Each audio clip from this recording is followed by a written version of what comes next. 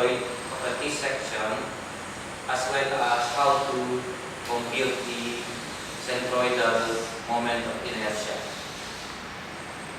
So here is a sample problem. The T-section shown in the figure is the cross-section of a beam formed by joining the two rectangular pieces of wood together. Problem A, locate the centroid from the top, and letter B, compute the centroidal moment of inertia.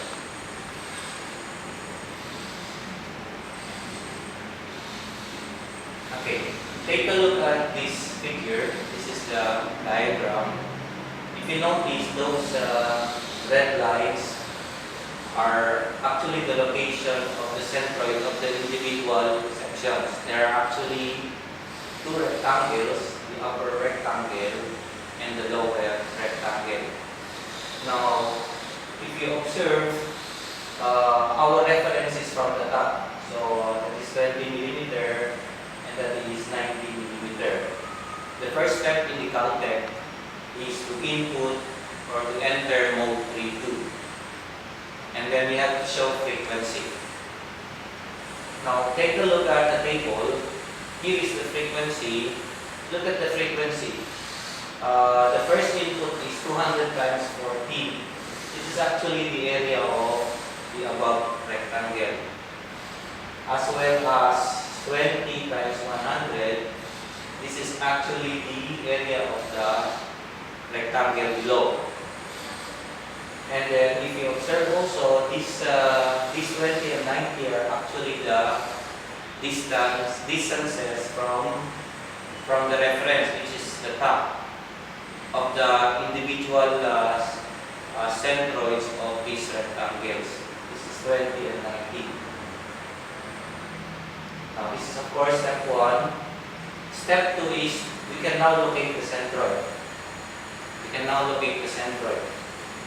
Here, we just enter AC, then this will give you a blank screen in the calculator.